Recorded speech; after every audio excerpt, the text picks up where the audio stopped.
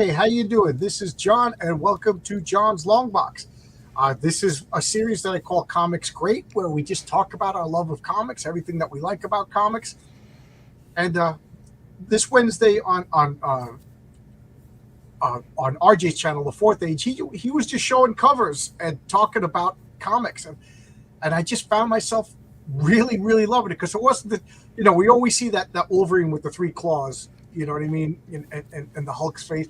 He was just showing like covers that I haven't seen in a long time. So I was like, you know what? This would be a fun topic. So, comics, whenever I just do random comic stuff, I call it Comics Great. This is the third one. And this is just, I call it Hogging the Covers. When we were kids, there were 7 of us. We used to go camping.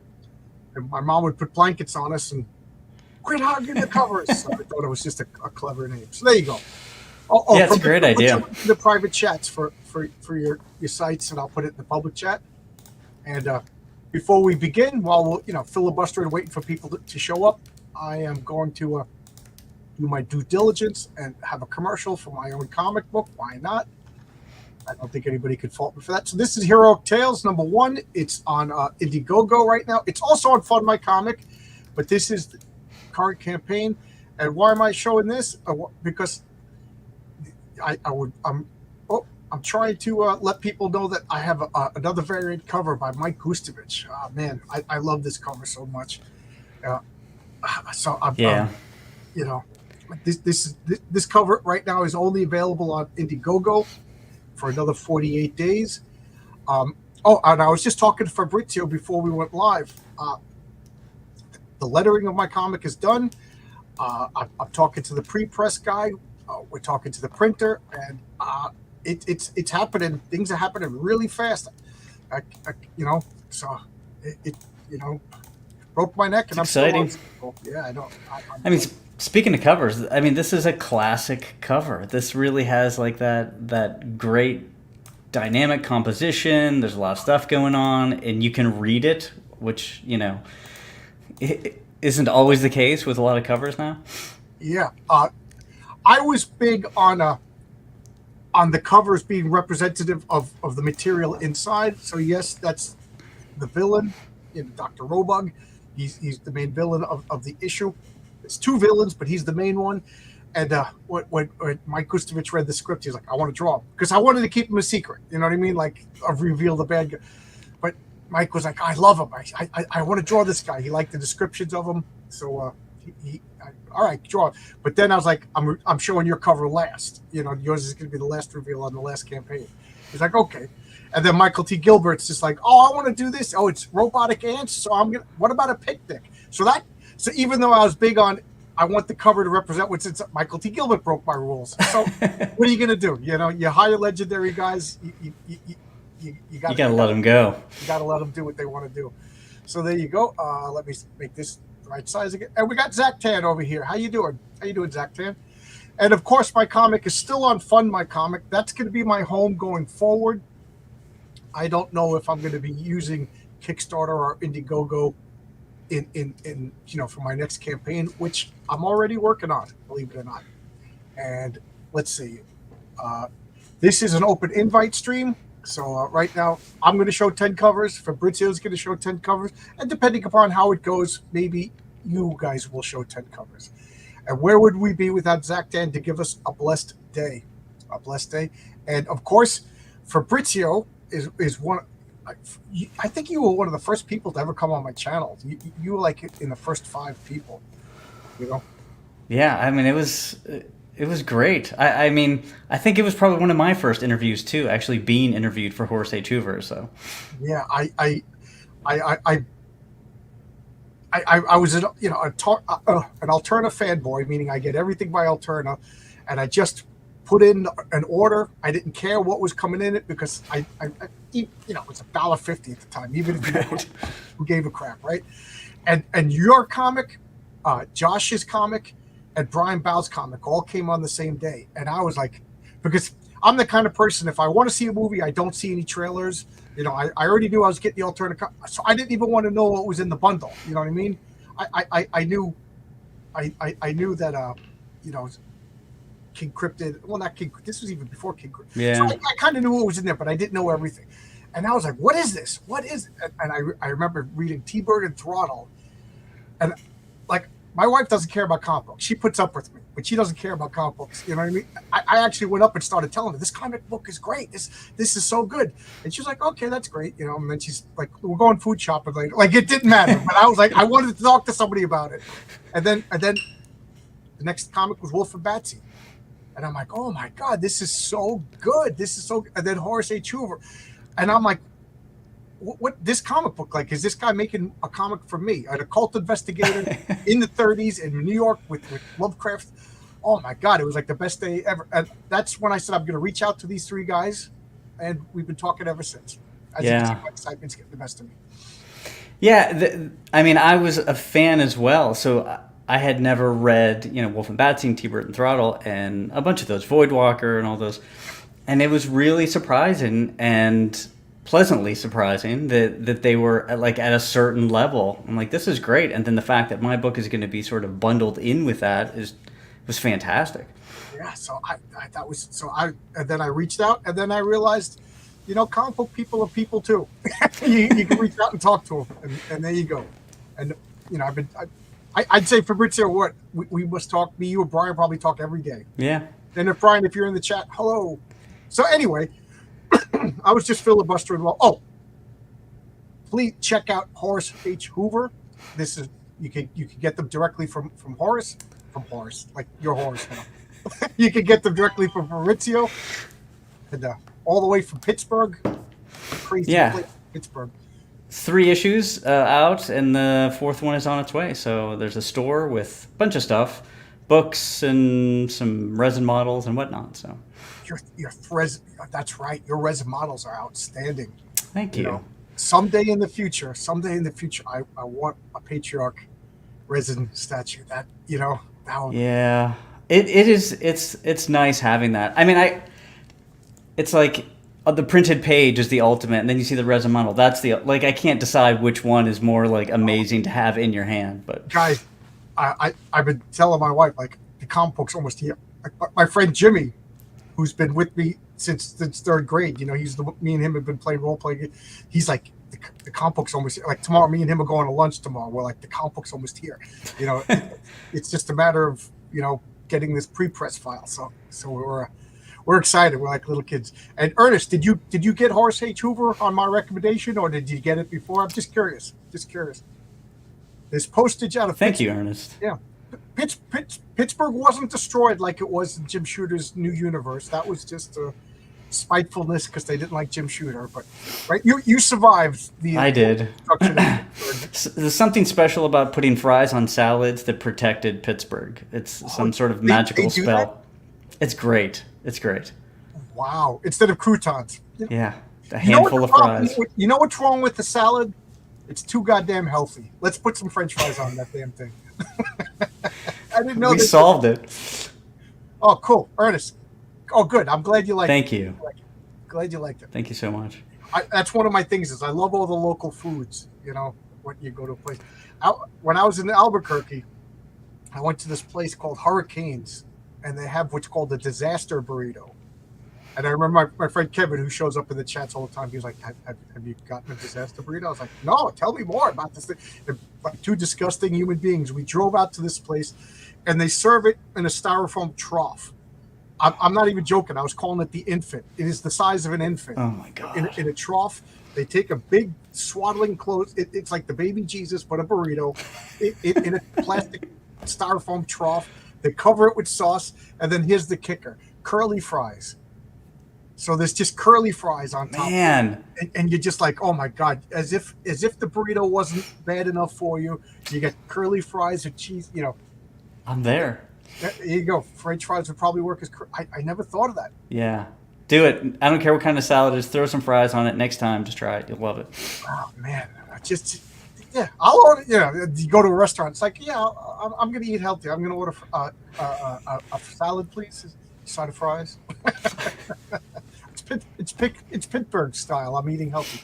All right, so let's start now. I was just filibustering until people showed up. We got a bunch of people watching, and remember, open invite. If I don't see any fries on this cover, that's because this is Asgard. Asgard's not in Pittsburgh, contrary to popular belief. So I wanted to show comics that I just have like a personal connection to, a personal love to. Like I was just saying to Fabrizio, it's like I don't really want to take out like the Jim Lee or Todd McFarlane covers that we all know and get enough press. These are just like probably before most of you guys' times, but I got this off the newsstand. You can see the wear and tear over here. I just freaking love this cover. I don't know what it is. Keith Pollard's artwork. You know, you don't. What was the last time you saw like dialogue on a cover for word balloon? I'm really toying with the idea of putting word balloons on issue 2 for my.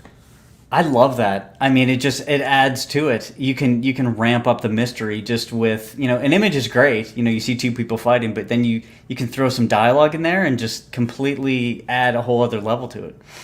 Like, I had to get this. The Odin figure. He's got the same costume on as in this. Yeah. I'm regressing into childhood. But look at this. The stark white. And of course, this classic Thor logo, the chewed logo, yeah. It's just so like old fashioned, but yeah, I just love this. Thor must die at the hands of his own father, and this story was like just a big saga that like I was engrossed in. I remember, like, I'm talking about like, why is this cover? I remember sitting. There's a lake a couple of blocks away from me, and I remember sitting with my friends. It was weird. This is like a thing of 70s and 80s. Like I don't think they do this anymore, but the town would come by and they would like inspect the lake. If it was cold enough and it was frozen enough, they would put a green sign on a tree, and you could go ice skating on it. You know what I mean? Okay, yeah. You know what I mean? But I guess somebody got hurt or whatever, or some lawyer said you're going to get sued, but they just don't do it anymore, But I just remembered, like, the town said it was okay to go ice skating. And we were just sitting there with our ice skates, but the sign wasn't up. So even as little kids, we didn't. And we just sat here talking about this comic, like, oh, my God. Because this is Thor learning the truth about the Celestials. And are the Celestials going to destroy the Earth? And Odin made a pact with the Celestials. And, Odin's like, I'm not letting the Celestials destroy the Earth. And Odin's like, we must. I made a pact, and Odin's word is worth more than his son. You know what I mean? It was so. I'm like, what's going on? Yes, absolutely, nerds. Have you met me?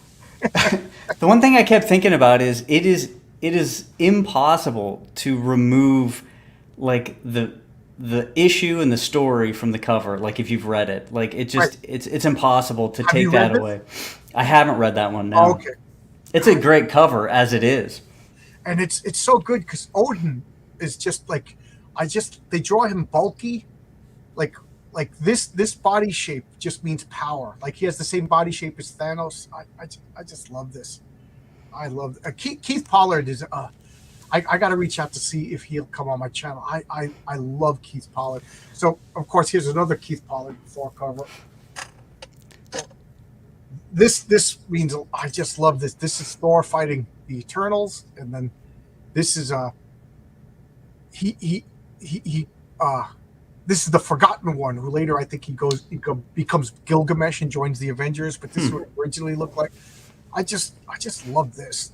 Look at them, like all the Eternals are all beat up, and this was a big deal because as far as I know, this was the first time the Eternals got folded into Marvel proper. Like, yeah, so this is 1979, as you can see, and Jack Kirby had come back to Marvel. I think it's 77.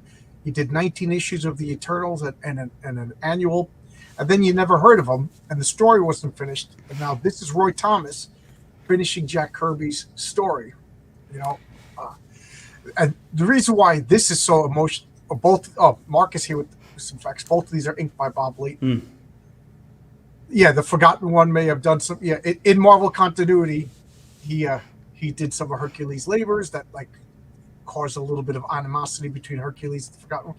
But this character right over here, the original, my friend Joe, when we were playing our superhero role-playing games, he got the idea, like, I want to make a bad guy. So we're playing superhero games. I'm running the game. Everybody's a good guy. And then Joe wants to be a bad guy. So I said, well, that's not going to work unless everybody's a bad guy. So everybody made bad guy characters, and then Joe, we rolled it out. So he got like armor, so he could like Colossus, he could transform, and he could fly, and he had super strength. He just rolled like the perfect bruiser character. It was all random. So he had super strength, flight, body art. So just imagine a flying Colossus. It was an awesome character, and he just said he looks like this. So so this whatever I see, and he named the character the Adversary. What a cool character. And the Adversary would just do crazy things. And then my friend Jimmy rolled up invulnerability, super strength, flight, and flame powers. And so he was the Incinerator. So the Adversary and the Incinerator were the greatest supervillain team in the history of the world, in my world. And named Jimmy, if you're watching this, someday the Adversary and the Incinerator will show up in Heroic Tales. They have to. They're legendary bad guys of mine. But so, this just means so much. I could talk about this for an hour and a half, Yeah, the one thing that, when you're drawing a cover that makes it so difficult is you don't want to have like the back of your character if you can avoid it, and you don't want to have the back of the bad. So you have to get enough of their front or their costume to make it feel like, you're not just behind one character looking at the other. So like seeing characters sort of turn and twist, and this is a side view, but you really get a feel for the character. And what I like is this foreshortened perspective. You see this fist, and when you read the comic, this guy is like Hulk level strength. So it's just, you know what I mean? Like it subliminally or maybe blatantly tells you this guy's punch is gonna f stuff up. You know what I mean? The other thing that's really interesting about this cover is there's actually a background, a lot of detail in the background that you normally don't see on covers. Right. Like, I don't know if you could tell, but there's people in this balcony up here. They're fighting in some sort of like Greco-Roman arena. It's just so good. And I love the motion in Thor. Like, this guy's bracing himself. He's getting ready, and Thor is just going to wallop him with that hammer. It is. I just love this. So that's 2 covers. And this is all from the same era.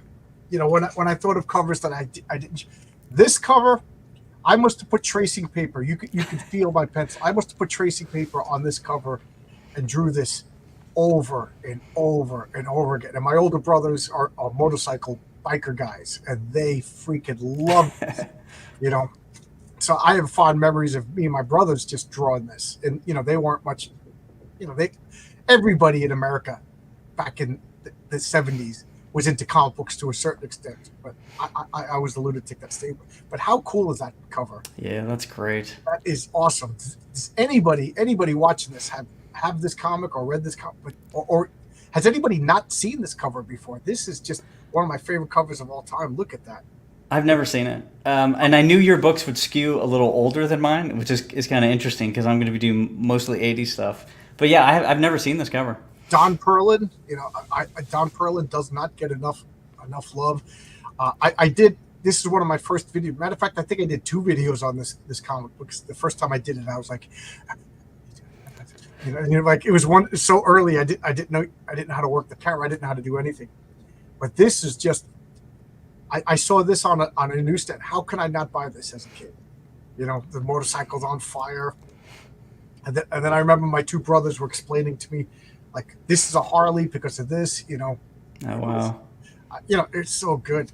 And I guarantee you, if you find this and you buy this, it is the creepiest comic I've ever read. I'm not joking. This comic gave me nightmares. It was legit scary. When people say this comic books can't scare you, I'm like, oh yeah, read. Well, it's 33, 34, and 35. It's a trilogy of the most terrifying story ever. And Don Perlin's creepy artwork will scare the crap out of you. Alex Johnson, how you doing, Alex? That was the forgotten one, Gilgamesh. Yep. That was his first appearance, and that was that. And then they made this like silly helmet with horns on it. They should have just kept a variation on that original look. It was really cool. Flaming skeleton on a motorcycle is forever cool. Absolutely. Yeah, you put this on a stand in a modern comic book. Like, you can see it 40 feet away. You would be able to see this, and the other stuff would just sort of like blur, basically. not yeah.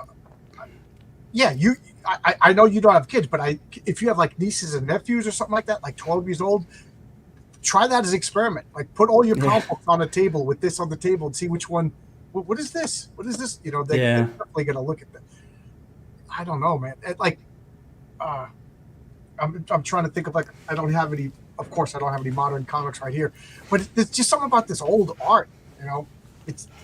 Is this look dated to anybody? Anybody in the chat think that this is dated? Like I don't know, man. Am I an old man? Like, I still listen to the Beatles, so what do I know? the original Gilgamesh is probably more well known now. Yeah, was he in the Eternals movie? Did they have it? They didn't put Gilgamesh in the Eternals. And then this is a cover that I don't know why it just amuses me. It's not particularly a good comic. It's kind of hokey. This was this is Buckler, Rich Buckler and Al Milgrom, and this is just a one-shot monster of the week. The Fantastic Four you can see it's all ripped and beat up. The Fantastic Four just finished up what I call the Skrull saga, where they fought the Skrulls. They went to the Skrull Empire. They introduced the Xandar and the living computers. And then the Sphinx from Nova, because the comic book Nova got canceled. So they finished that story, brought it into the Fantastic Four. The Sphinx got big and battled Galactus. And Galactus did one of the greatest epic beatdowns in the history of comic books. Oh, my God. It was everything a little kid wanted. And then it ended in 215. And then, I think this was like an inventory issue. Mm-hmm. For those of you who don't know what an inventory issue is, they hire people to make. The fact that it's Al Milgrom and Rich Buckler makes me think it wasn't an inventory. So they hire a team to make a comic book just in case they run out of time and hit a deadline. So we need a comic book. Okay, quick. You're taking too long. Fabrizio's I remember Eric Larson's house got on fire, so they had to, fill in a couple of issues of Spider-Man. Quick. Okay, boom. We'll do this comic just to because the art team is different, the story is different. So what happens is one of Reed Richards' colleagues evolves himself and calls himself the Futurist, and he kind of loses his humanity. And he has a cool power. With these rays, he can evolve you or de-evolve you. So he's kind of like a lesser-known high evolutionary, So this is 200 or 1,000,000 years in the future. That's what we're all going to look like. That's interesting. Yeah, I love all the background. Yeah, that's definitely another cover with it. There's a lot going on there. Yeah. I mean, classic. The rocks coming off. Look at this face over here. This is definitely Rich Buckler doing Sal Buscema. Yeah.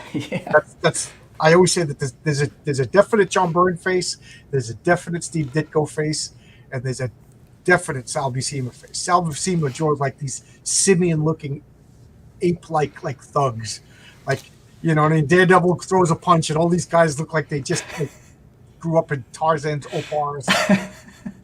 I kind of pull from that a little bit with my bad guys. They have that wide sort of chunky hands, Yeah, every Sal Buscema thug, they look like central casting from 40s gangster film. That Ghost Rider I would read it. Well, Ernest, if you trusted me on Horace H. Hoover, if you find, I don't know how much that comic's worth. Marcus, would you mind looking it up on a database to see how much Ghost Rider 34? Because it's like a $3 or $4 comic, and it's a trilogy. There's 3, and it is the scariest, creepiest story. There's one panel. I'll take a picture of it later. I'll put it on Twitter. There's one panel that is the scariest freaking comic panel of all time. Yes, it's a filler episode. Yes, there was a lot of these filler episodes for the next 20 issues or so. I think John Byrne took over at 236. So from 250, John Byrne drew Fantastic Four from 15 issues. And then I think he did a couple of dip outs with George Perez, and then he took over as writer, artist, and inker at 236, and he went for a couple of years. This was just a little weird period of Monster of the Week, this might as well have been Fantastic Four, the X Files, or something like that. But I like it. I have fond memories for it. Like, I think the next issue is Bill Sienkiewicz doing a really dark, like almost like a Frank Miller kind of art style. It's a cool period. I like this period.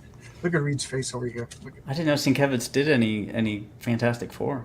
Oh, here's the beginning of the Skrull saga. I love Keith Pollard, Joe Sinnott.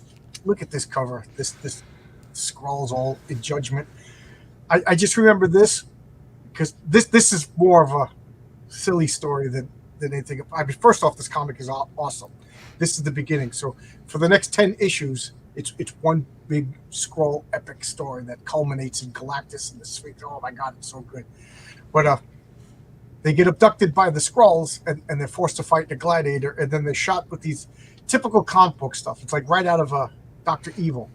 They shoot them with the guns, but the guns age them slowly. Rather than just kill them, like, don't use a death ray, use the slowly aging ray. So now the clock ticking, you're getting older and older and older. But I'll never forget this, because when I was in 5th grade and getting into comics, I used to walk home from school, and there was this kid meanly behind his back. We used to call him Fat Kid Rogers. And if you are watching this, I apologize, but that's what we called you behind your back, Fat Kid Rogers. But he was in 7th grade, and we were in 5th grade, and he knew all about all the comics. So he was like, we wanted to impress him. We were little kids, and he was like, "You got to get Fantastic Four 206." I'm like, "Why?" He's like, because the Invisible Woman's laying there with her boobs all over the place. Like, that was the thing. So I'll never forget this. According to Fat Kid Rogers, is the Invisible Woman's laying on the ground with her boobs all over the place. And guys, this was pre-internet. This was about as sexy as we could get in our little Catholic school. No access to dirty magazines. I can see him taking like a crayon, like a skin-colored crayon on top of Invisible Woman. But the anatomy on Reed Richards, that back anatomy right there on the front is so good. I mean... Yeah. Again, Keith Pollard is another unsung Marvel legend. Yeah, I mean... Guys, he's still viable. He's still doing work. I see him on Facebook, I didn't know that. Unless it's somebody else. Like, Marcus, is Keith Pollard still alive? Yeah, I think so. Yeah, I mean, his Thor run was so long and just so good. Fantastic. So good. Byrne did draw the story, at least did the layouts. Yes. And again, this was like before Byrne became a superstar, because they didn't trust him to do the covers. They had Keith Pollard do the covers, Joe Sinnott, and then inside was Byrne. You know what I mean? Don't look at Mile High. I'm not joking. Anybody, go to mycomicshop.com. Mycomicshop.com has the most reasonable prices for comics. Mile High, I swear to God, is almost like double anywhere else. Wow. Yeah. Mile High Comics, they have it, but that is my last resort. Like, if I can't get it in the local comic store, if I can't find it on eBay, if I can't find it on mycomicshop.com, then it's like I got to bite the bullet and go to Mile High Comics, because they are just ridiculous, their prices. They know if the law of accuracy is inverse proportional to lethality. Right. If these guns was to kill you right away, they wouldn't hit, right? Like, you know what I mean? Like, Reed Richards was never shot with a bullet, but a gun that slowly ages you over 10 issues, yeah, that hits you and penetrates the thing's chest, And it's 3 issues of them starting to complain about things. Right. And then eventually. Yeah. And it's funny because you see things like saggy, But I love this. Talking about the gout. Definitely. I'm cutting off the number, but this is Fantastic Four 206. If you can, get 206 to 216 or 215. So that's what 9 issues of an epic.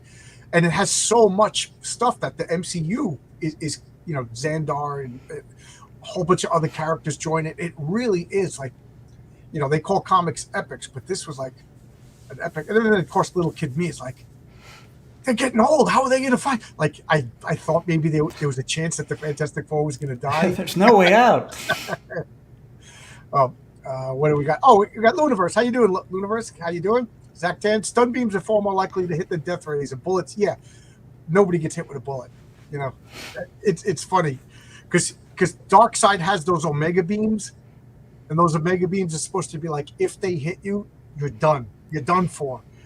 Yet I don't think he's hit the broadside of a barn with an Omega beam since 1967.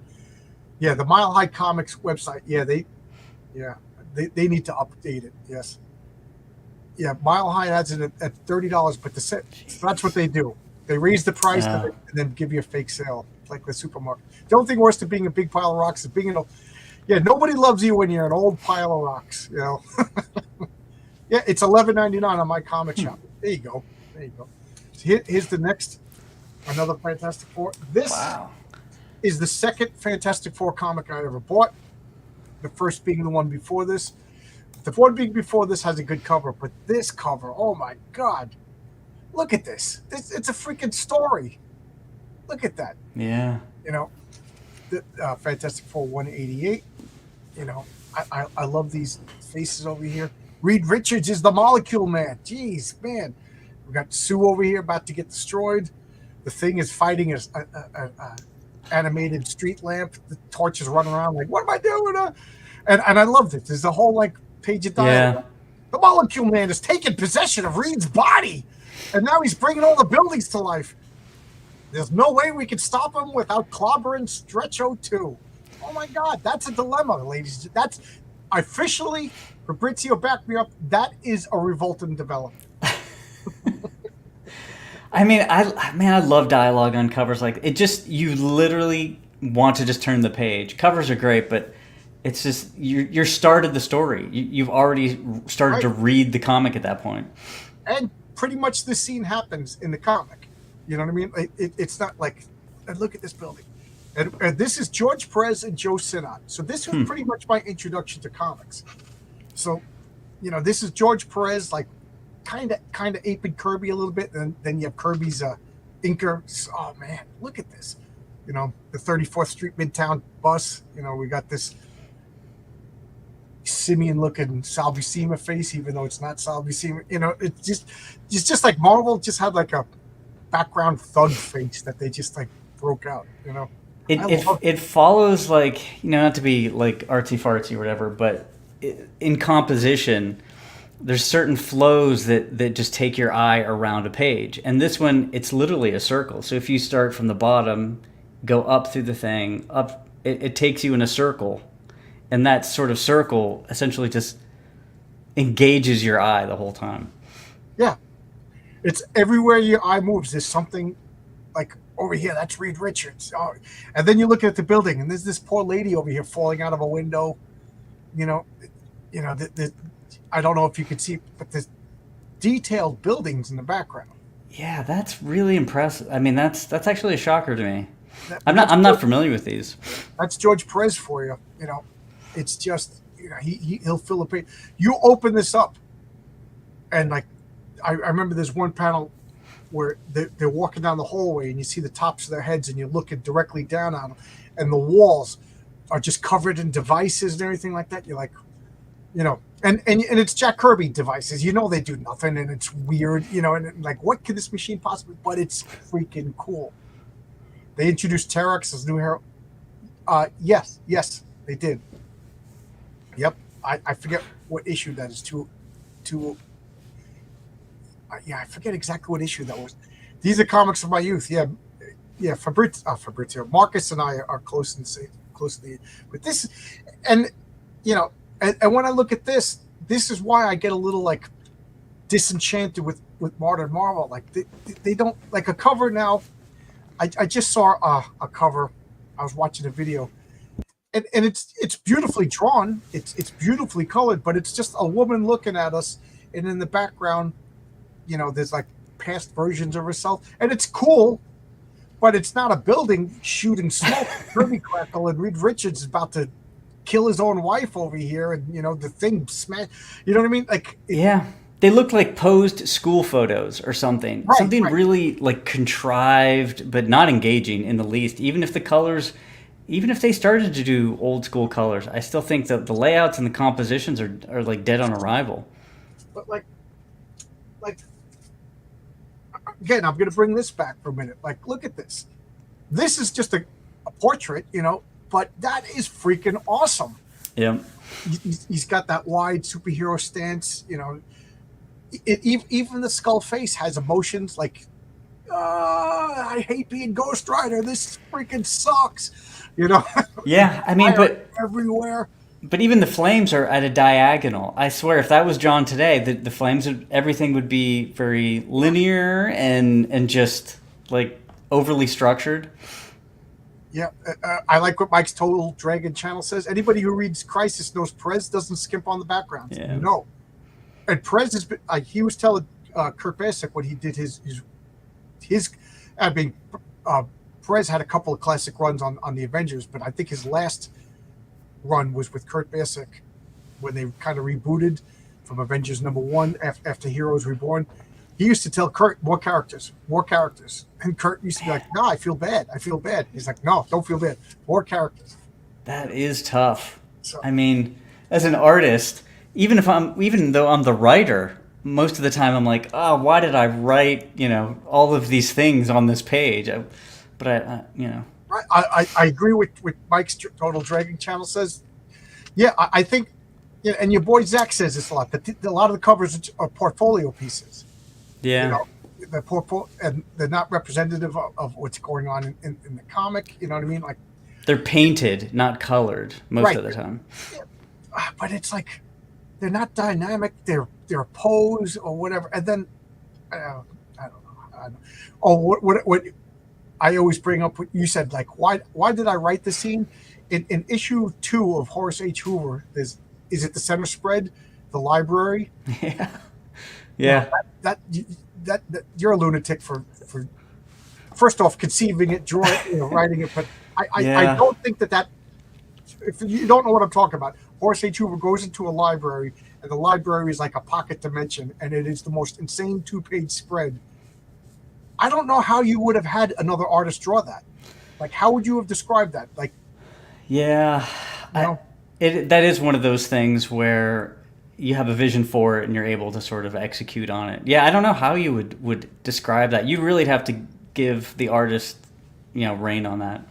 Yeah, and there's no way it would look like the image in your head. There's no way you could describe that. So, big recommendation: go get Horace H. Hoover #2. We'll get 1, 2, and 3. Perez's hand was in a splint after drawing Avenger. Yeah, I heard that he had carpal tunnel syndrome, and Fabrizio, you're an artist. I only draw horrible pictures to send to Renzo and Oscar so that they can laugh at me and then do it better. Is that? Do you think that's a danger of a full-time comic book artist? Carpal tunnel syndrome? Yeah, 100%. I used to do a lot of 3D modeling and sculpting, and then I would be drawing, playing guitar. I did everything with my hand, and at a certain point, I had to go to the doctor, and they're like, "Yeah, if you keep doing this, you're going to get some nerve damage." It was a legitimate concern. So I'm like, all right, I have to cut some things out. Like you just have to, because if you can't use your hand, 15 hours a day. Right. Yeah. I the only thing I can compare it to is, and I'm an electrician. I'll go to work, and there'll be times when you're working in a building, and like sometimes we manufacture stuff in the best conditions, because in the building there'll be guys with lifts going by and all this stuff. So like we'll set up a little work area, and those days are kind of nice because you could just turn on the music or whatever. But you do it a screwdriver all day long, all day, and you're like, oh, and you don't want to complain. Then the next day you're like, oh, you're like, please pick somebody else, and then they pick you. And you don't want to be like, no, my wrist hurts. Like, oh, would you like the bubble bath today? So yeah, but and then there's some days like you're using your shoulder will hurt. But yeah, that's the only time my wrist has ever hurt from doing stuff like that. I imagine I basically broke my drawing. Yeah, right. Renzo, Marcus was talking about that. You broke your wrist twice, and who was telling me? Wow. They shattered their drawing hand, and they still draw. I was just talking with I have so many conversations with people. Sometimes I mix them up, but somebody just recently was telling me they had maybe it was Marcus. That's terrifying to me. I used to do some woodworking, and it was fun. But every time I would do something, I'd be like, I lose a finger off of my drawing hand, and it's it's over. So I remember using You see those guys on the street, bah, bah, bah, bah, bah, chopping up. We got to do that sometimes too, breaking up the concrete because then we got to make a trench to put down a pipe to run the electrical. So you do that, and oh my God, your arms just are numb. Everybody hates those guys because they make a noise, but those guys hate it too because your bones just doesn't matter what gloves you wear. Doesn't you wear an ear protection so your ears aren't damaged, but oh my God, your joints just hurt from that vibration all day long. I can't imagine that. Just to show you how I can't imagine it, I used to use a gas-powered weed whacker after like 6 hours, and I could barely feel my arms. That was a weed whacker. That wasn't a jackhammer. Oh, man, look! And this cover, this was not the first, but this is one of the first Spider-Man covers that I ever got. And is the scene represent? Yes, Spider-Man flips around, but then again, this could be on almost any Spider-Man cover, so it's not like. But I just love this cover because I love this. Is there? There's got to be a term for this, like these. And again, Keith Pollard. I didn't even realize it was a Keith Pollard cover until I looked at it. But this, I put tracing paper on this because I love this because I put tracing paper. This allowed me to cheat and draw Spider-Man in a variety of different poses. Again, if you were blind, this comic is almost braille because you can feel, you putting the lines from the pencil. I think that technique or approach with the, like, you would see it with Daredevil a lot, flipping around with like the multiple drawings. Just let you know, 186. That's another technique that has been lost that I would love to see come back. Outside of the word balloons and all that kind of stuff, you don't see that either. Yeah, I just love it. I'm like smiling looking at it. This has been my Spider-Man. Like when I close my eyes and I think of Spider-Man, it's either John Romita Sr. or this Keith Pollard Spider-Man. I love this, and then I love the buildings. But if you really examine it, it makes no sense. The background, like those city looks like this. But it works because you're not supposed to study it. You're just supposed to just look at it. Oh, I was going to say there's no sidewalks, but I just noticed for the first time ever there's a little sidewalk with people down here. So this is definitely Manhattan, like a side street. Like over here, where there's a shadow, this must be like Broadway. This must be one of those like side streets that are really close together. Guys, I'm not even joking. Somewhere around 18th Street, like you could open up the window and reach and touch the other buildings. They're so close. So okay, I take that back. Now that I'm examining it even more, it does kind of make sense. And again, there's just blue up here, room for all the coverage rest. And I love the webbing on the top. Can you see that? I mean, that cover is 5 colors, and it still reads perfectly. Right, and it's basically just a portrait of Spider-Man. But again, don't you think like a little kid, because comic books were supposed to be for little kids. We're like Arrested Development adults still talking about comics. But a little kid would see this and like, that's cool. I want this. Like I would. That's kind of funny. I'd like to do an experiment and ask my young nieces and nephews which covers do they like, and put some modern covers out. Some of these covers, man, it's all scuffed up. And I know one of these Spider-Mans, my brother for whatever reason took a scissor and cut them. And then my other brother's like, John's going to kill you. So he took black electrical tape and taped them. And I didn't know for the longest time. And now I put it up. So I got to rebuy some. That hurts. Look at this cover. Now this is John Byrne and Dan Green. And then that's great. Somebody wrote 17 September on it. But look at this cover. This is awesome. This is just so good. Look at this yellow sky. Makes no sense. Yeah. Vision's over here.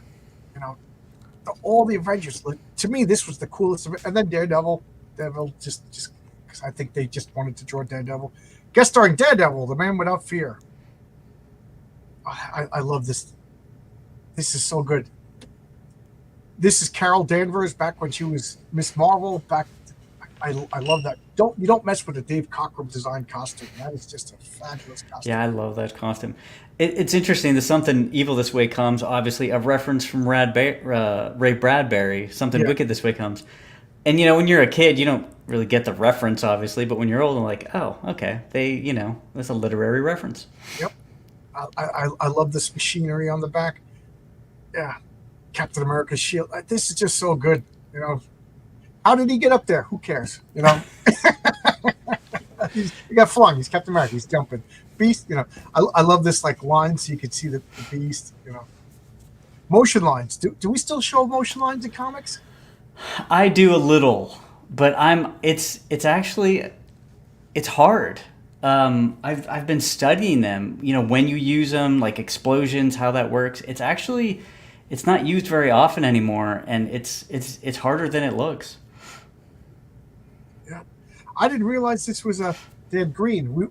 For Bridget, we were just talking about Mark Silvestri and Dan Yeah. Green, the X-Men. He's a great anchor. There's no doubt about it. Like if I looked at that, I don't know what year that is. I wouldn't think it's Dan Green. Oh, I guess that's a long. Yeah, so that's way before Dan Green probably became had his. Yeah, this is before like the Silvestri X-Men run. Yeah, for sure.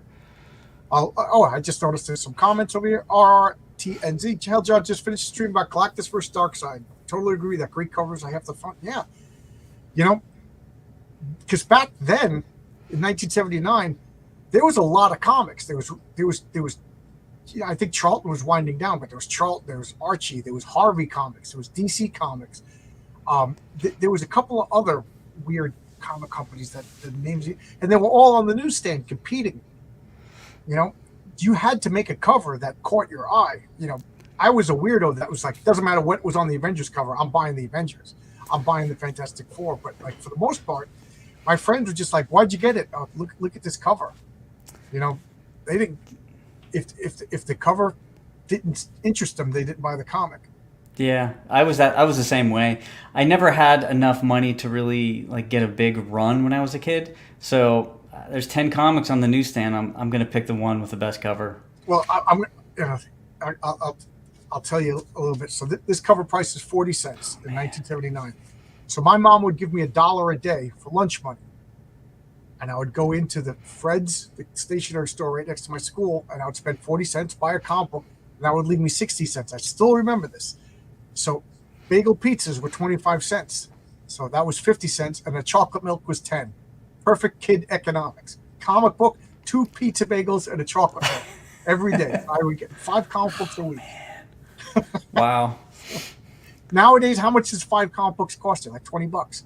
Yeah. You know what I mean? Like I was a little kid, and I was willing to budget, and I was willing, and it was like part of my, and Fred knew me every day. I came in and got a comic book, so he was willing to take a stack of comics and put like every day I'd like put this on the stack, and every day he would just give me the top one off my stack. Every time I gave new comics, he would put them on the bottom, and that was it. 5 comic books a day. Yeah. 40 comic books a month. For years. Zach there, black electrical tape, good as new. Yeah. Why not? Black electrical tape was the band-aids of my youth, and black electrical tape apparently fixed my comic books. Didn't Avengers have both Byrne and Perez art back to back? Absolutely. This was John Byrne, but matter of fact, here it is. This is George Perez. This is 1980. This is 87. So to answer your question, here is Perez and Terry Austin. Oh wow! They would take turns doing the Avengers back then. How is there any wonder? Like sometimes I get mixed up between John Byrne and George Perez. Just basically drew the greatest comics of my. This is also 1970. That's a great cover. Right, and this is the Wanda goes nuts for the first time. Basis of the Witch on Wundagore Mountain. I mean, look at this. This is hearkening to, or the MCU is pulling from a comic book from 1979. Me just nerding out, getting pizza bagels and chocolate milk. What is RNT? Sorry to nerd out. Something wicked. This becomes Shakespeare. Oh yeah. Okay, there I you should go. have known. Yeah. You got one up. You got you That's got that. okay. No, I appreciate it. Yeah, Fabrizio is. I keep joking around that I want to have a pretentious Oh, contest. You know, we just try to out pretentious each other. So yeah, now you I, can be like, I just lost. Well, there, actually, no. I can use that next time. yeah, there you go. You just put a little arrow in your quiver there for. But look at this. Look at the sky in the background. This is all hand painted. This isn't computers. Yeah. You know, these are just. I don't know if you could see it, but it's like little swabs of a brush. Hmm. Like so, you could see they're kind of like square. You know, and then this little line in her mouth, like the saliva bite. It just makes her more horrible and demonic. It's just such a weird little touch. You know, and they colored her mouth black. So somebody said, no, no, no, leave a white saliva line. Yeah. Make her like monstrous. And it works.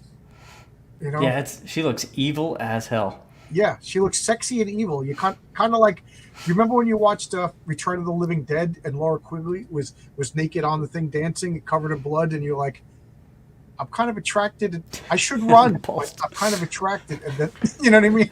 Yeah. But look at this. I love these classic costumes. Like I know I keep going on and on and on about superhero costumes being simple and elegant, but look at this. 3 colors. Yep. 3 colors, not a line wasted. The only one that you could argue with, and I think it's supposed to be bad, is Wonder Man over here, the safari jacket look.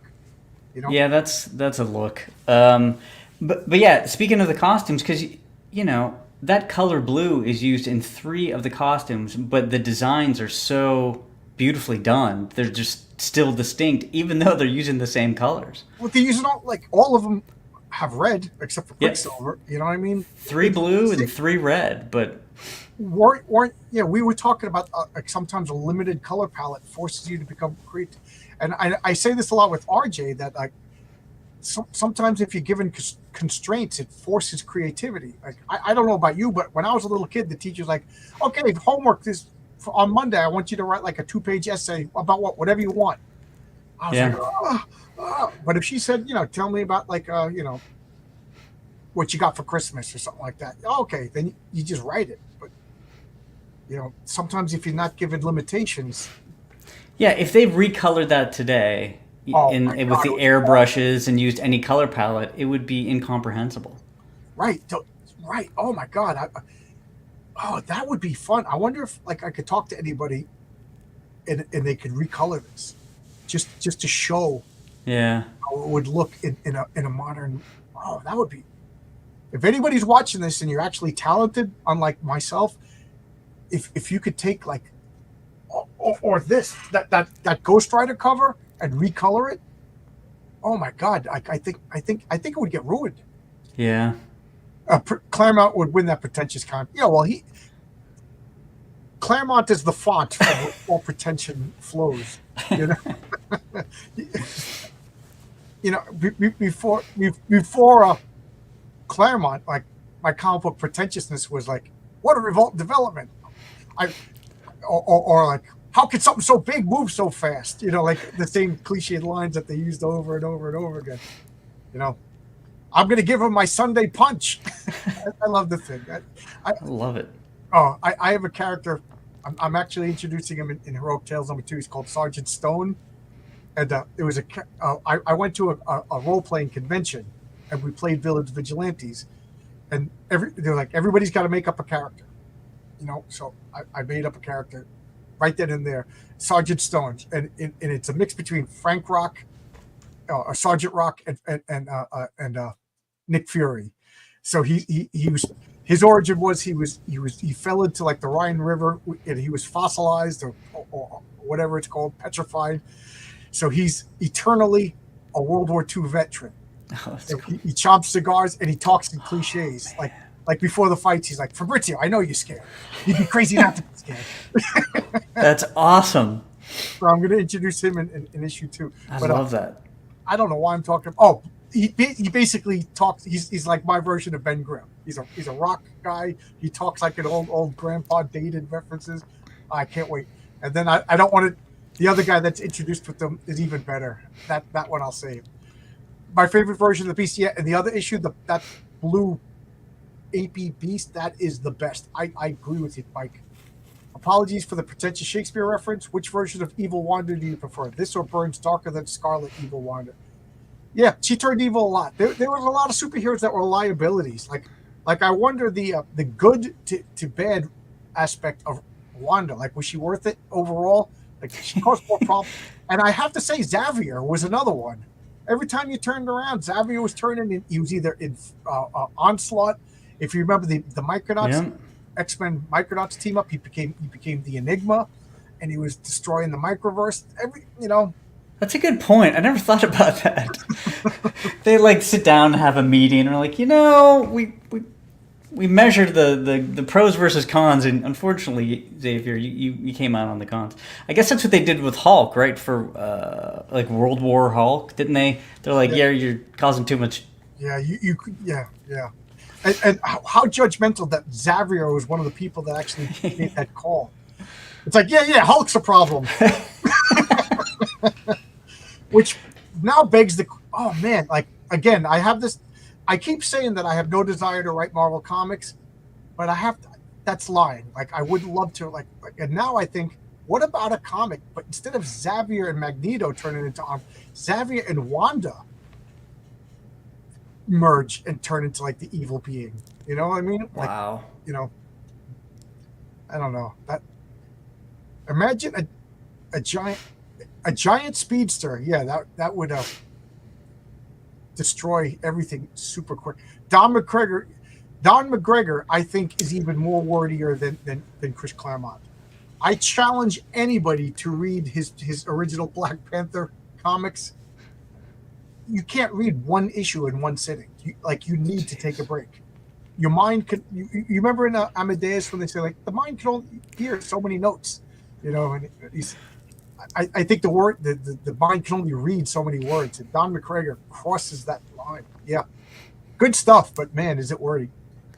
Yeah, Oh, go ahead. I'm I was sorry. just gonna say the Claremont wordiness thing that comes up a lot, and I was always okay reading a lot. It never bothered me, but there is a line, like you said, Oh yeah, that's one of my big criticisms. Is like, these comics don't have any words, and my comic book isn't that particularly wordy either. I'm upping the word count in issue 2, but like, Don McGregor, calm down. Like what he says. Absolutely, Don McGregor got paid by the word. Yeah, that was a rumor that a friend told me years ago, and I believed it for a long time, that H.P. Lovecraft got a penny a word.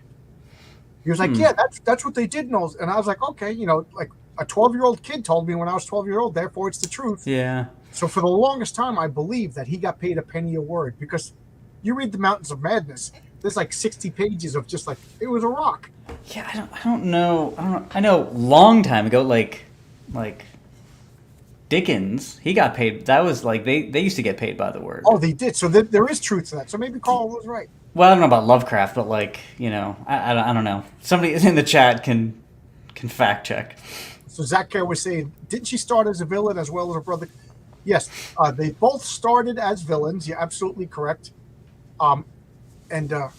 It was funny because I don't know if Stan Lee and Jack Kirby originally planned, but sometimes characters, I believe, I wasn't there. This is just my gut feeling, but I believe like characters take a life of their own, and something about Wanda and Pedro turned them good. Like I don't know if Stan planned it or if he just felt that way, but I thought it was just like, maybe it's a perfect example of a character taking life, because I think they were just one-shot villains in their first appearance, and they were too good to be just one-shot. Same with Hawkeye, same with Black Widow. I mean, I can see that. Like, you come up with an idea for a character, you design the costume, you have every intention of being a villain, but as you start to write them and get to know the character, I can see it like as a writer, like I kind of really like this character, and they're starting to grow on me. Right. Like, well, I told you guys, like, when I made up the Patriarch, I was like, I'm going to make up a character to piss off all these man-hating, toxic, and I'm going to give him the power of the male gate. And me and my friend Mike were like laughing, and then like started like making a comment. Like, I really like this character. And then Yeah. like not only do I like this character, but like I don't know, like this could be an important character. Yeah, and I like I was smart enough to realize like a character made to get you is not going to last, but a character made out of like love. So yes, characters do take on their own. And in my comic book, there's the redheaded hench girl. Like a couple of my friends, like I want to know more about her. Like she only does like a few gestures and she says two word balloons. And I already have a story where she's probably going to be a real scary villain at some point. So buy Yeah, my comics, guys. I got a lot of ideas. it's funny. Like a friend of mine read issue 3, and he's like, "So Slurp's not in that." And I'm like, "No, I mean he's in issues and he says a few things, but you don't even know what he says because it's in a different language." And he was asking about Slurp, so Right? Yeah, I like Max. yeah, I don't know what it is, but he just strikes me as like a these are characters in Horace H. Hoover that like the support characters. Like Doc Savage has a group of henchmen, not henchmen. I guess that's the wrong word, of assistants. yep, Horace H. Hoover as assistant Slurp being, I don't know, is he an alien? Is he a mythological monster? You know what I mean? yeah, We'll find out. And then Max is a blue collar guy who referenced his wife and kids. So I'm just like, oh no, he's got a wife and kids. He can't get hurt. I picture him like opening up like a Ralph Cramden lunchbox, like yeah, yeah, he just seems like a regular guy. yeah. RRTN says Robert E. Howard could write amazing descriptions and exposition with relatively few words. He was great at it. Yeah. You know, Neil Gaiman's going through his own troubles, but man, did I really, really like Sandman. Like he really could, evoke a feeling in like a couple of panels. He is a master. He's not dead. He's just going through problems. Yeah, Chithon, the Elder God. Yep. People of Hench. Yes, that's the correct term. People with hench. I remember this issue. Yeah, this was so good. A few more issues for me, then Fabrizio's gonna hand it over. And now this one, I love this. This is 280. And look at this. You see this? I circled it with the pen. When I was a little kid, I took all my favorite comic books and circled them and put them in a special folder. I but I love this. Yeah. Thor fighting Hyperion over here. This is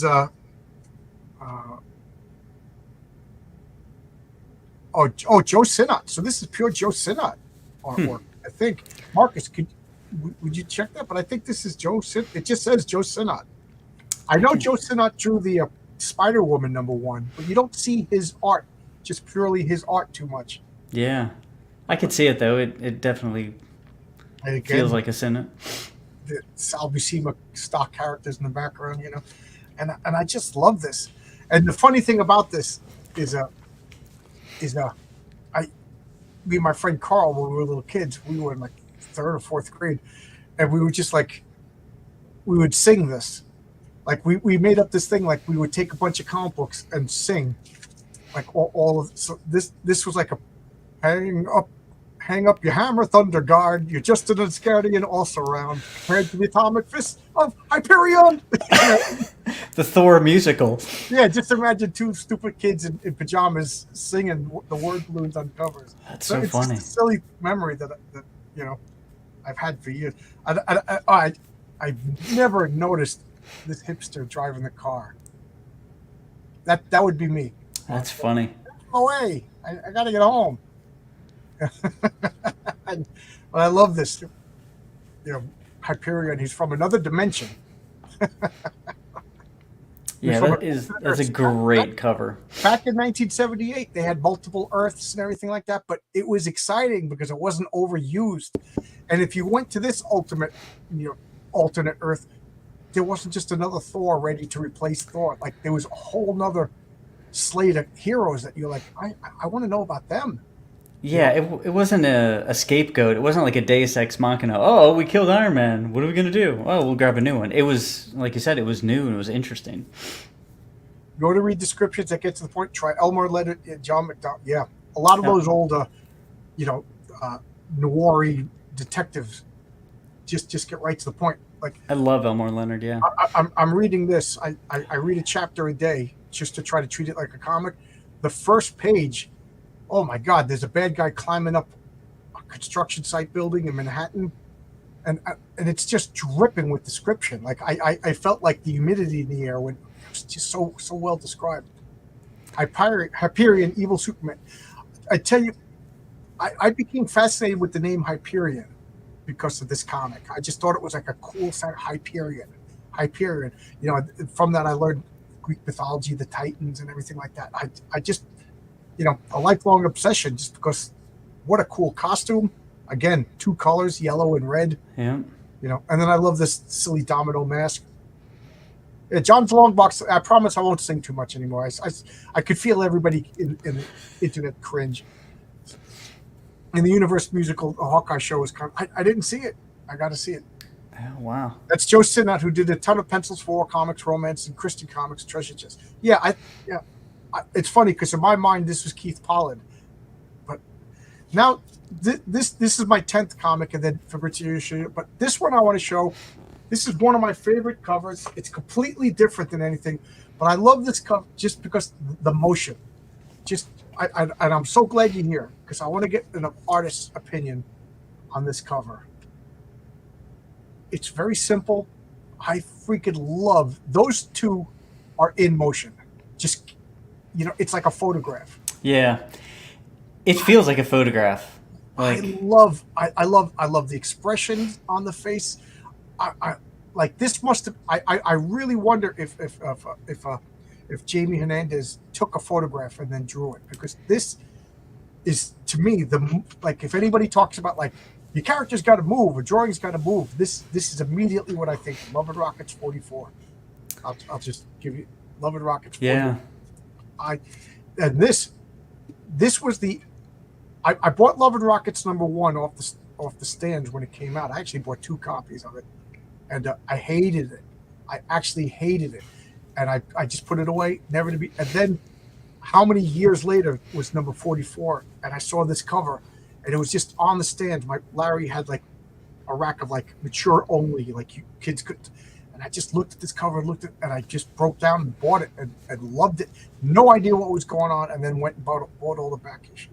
But I love the slight belly. Yeah. You know, they're having the greatest time in the world. You know, I hope someday to have a day as good as this couple. They just look so fun. You know, and like my wife said, she likes that this, what you youngins call thick. You know, but the Hernandez brothers like their meaty women.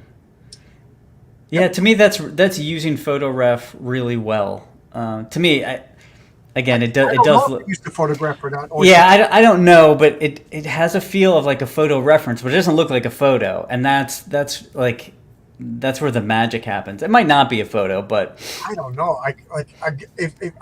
Every couple of months I send out messages to the Gilbert Hernandez, to the Hernandez brothers. I get no response.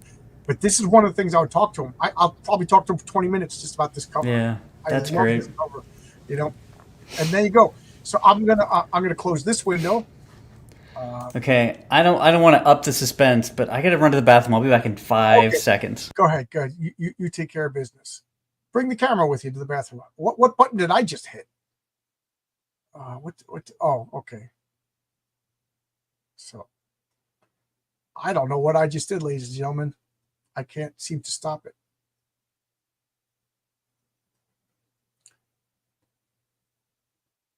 Oh, okay.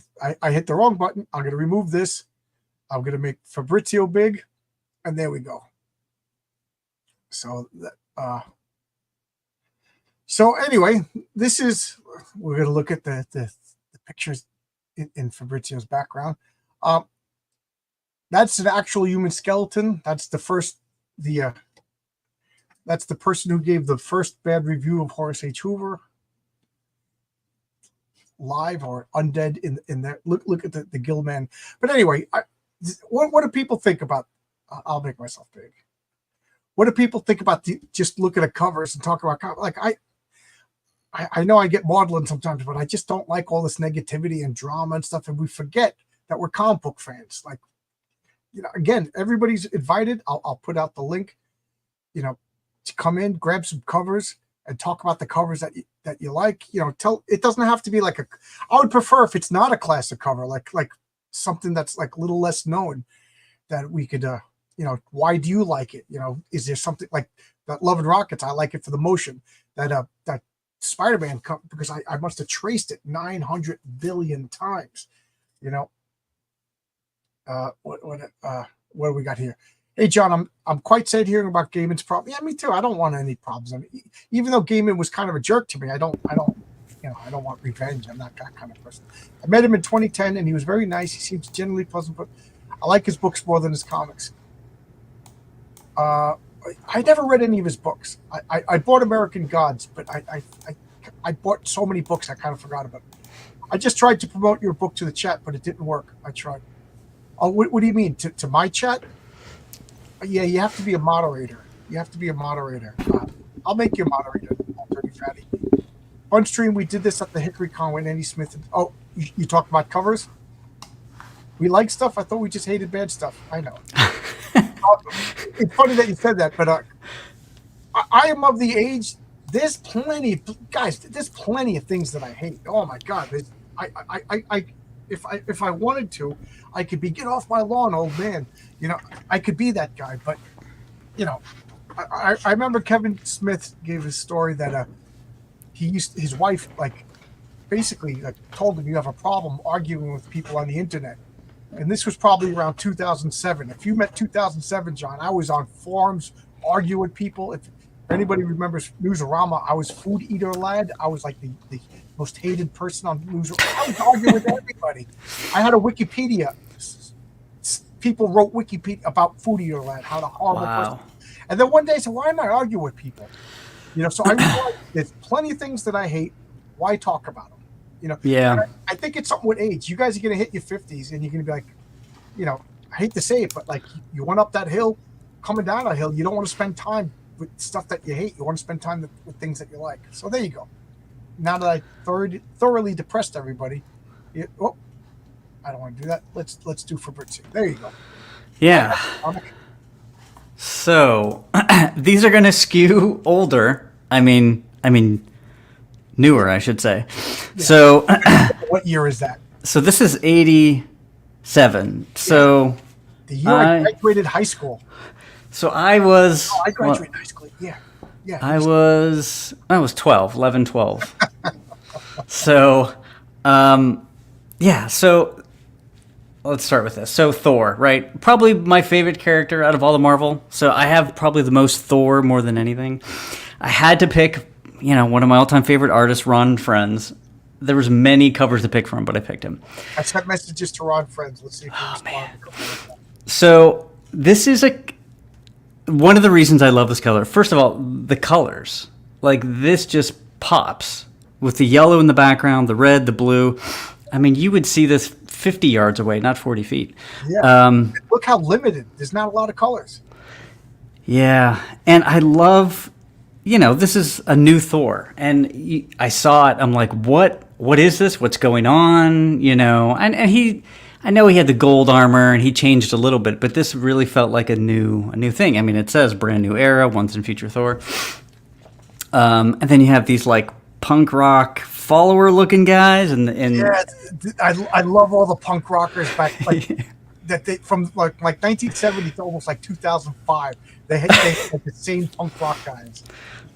Yeah, you got the bands on the wrist. I also love how the coloring in the front is cool. That lets the background pop with all the warm colors. So yeah, I mean, I'll go through these pretty quickly. I mean, I will say I love the story too. It's a one-off, it's sort of like a not dystopian future, but definitely in the future where Thor's gone and they're worshiping the hammer and, some random guy grabs it, becomes Thor for one issue, sends it back. He does come back later on. So that's not like our Thor. That's a new person. Yeah, it's a totally different dude. His name is Dargo. Yeah, Dargo or something like that. Yeah, Dargo. He does pop up later on, but yeah, it's a new dude. Ron Friends art. So colors. I gotta ask. Old Dirty Fatty says they were creating a new list of independent comics and they add her. What are you talking about? Could you give me some information? I'm sorry to interrupt you, Fabrizio. No, no. He said he was trying to add Heroic Tales to a list and he couldn't. What I'm just curious what you're talking about. Maybe I can help you. And yeah, any way to get Heroic Tales out there. Yeah, that's pretty cool. Throw Horace H. Hoover in there too. I wore a Ron Friends T-shirt today. Yes, the best. Now, I can't help it. Like, is this because your comic? You specifically said you limited your color palette. Yeah. And I've noticed this is very similar to yours. Like, you seem to have like a lot of yellow and oranges and these. Yeah, yellow, reds. Yeah, I mean, it's undoubtedly kind of where I start. Because to me, I mean, again, Thor's my favorite, but you can see influence like Slurp, right? That's the Vision colors, and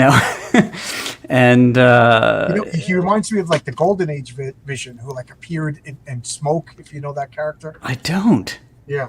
Yeah, the Vision was originally a Golden Age character who was an alien from another dimension who materialized in our dimension through the use of smoke.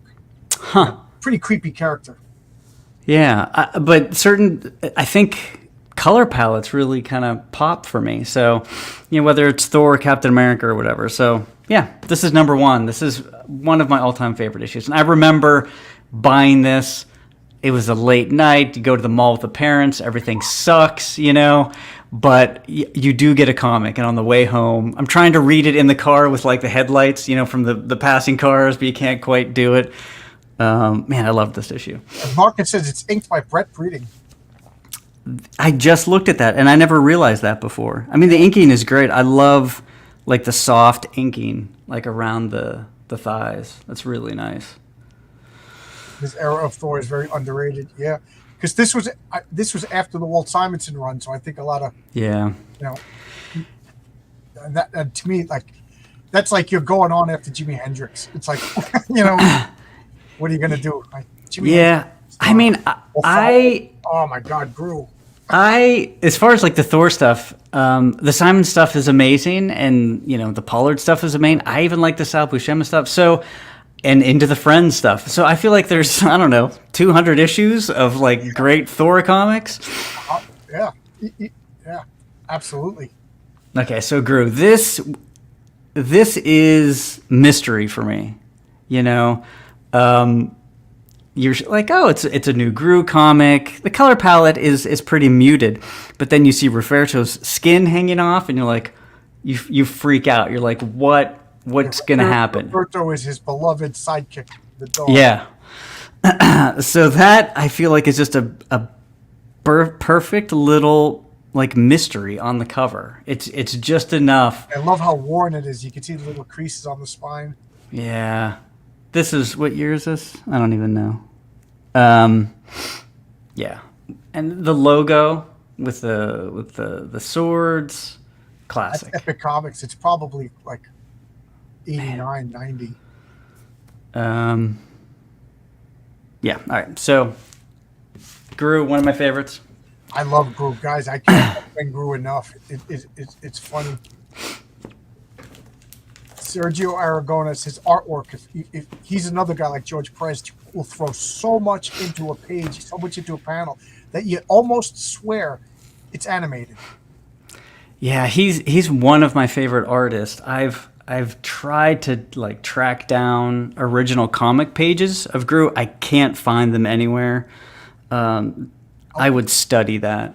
I wonder does he sell them? Because I've never seen anybody has original Gru pages or any.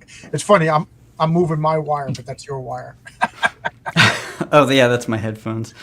Okay, so Marvel Tales starring Spider-Man. I never collected Marvel Tales because this was a reprint series. Yeah, it was. But for me, like this is the first time I'm seeing this stuff. I love this cover. I have multiple copies of this.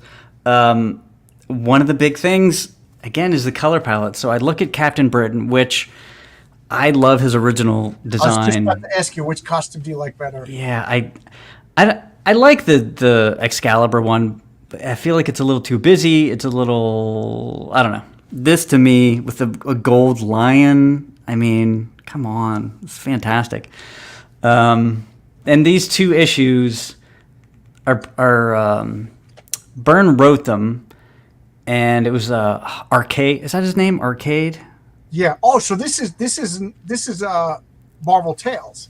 Yeah. So, yeah, because I mean, Marvel Team Up. Excuse me. This is a reprint of Marvel Team Up. Because Right? Marvel Tales was a Spider-Man reprint, and if this is the Arcade story, this is the first appearance of Arcade. Uh, yeah, this is. Yeah. I think at the very end, they get dropped. Spider-Ham, that's right. Yeah, Murder World with Arcade. Yep. This is the first. This is a reprint of the first appearance. I think that this is the original comic was a Marvel Tales like '67. Yeah, it was Claremont, Byrne, and I think Terry Austin.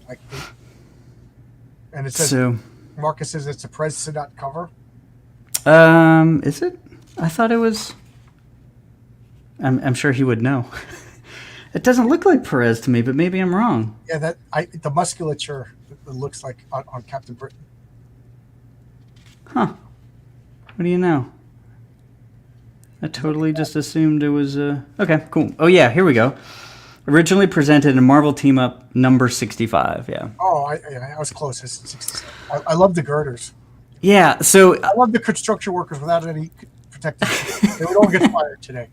Well, I mean, a few things. I love the setting, but I love that everybody is looking. So your eye, again, not to get too artsy with this, like your eye kind of goes up through here and just keeps getting drawn like back to the center, you know. And I love the Kirby crackle. Yeah, it's so good. I think that was the first appearance of a Captain Britain in an American Marvel Comics. You know. Okay. Yeah, I again, it was the first time I was seeing him, so it was definitely new to me. Oh, up there by the Spider-Man, I'm pointing like you can see me, right in the corner box. What year? What year does that say? 87. It does say 87. Okay. Yeah. Alrighty. That brings back memories. I haven't read. I think I read those when it came off. Oh wow.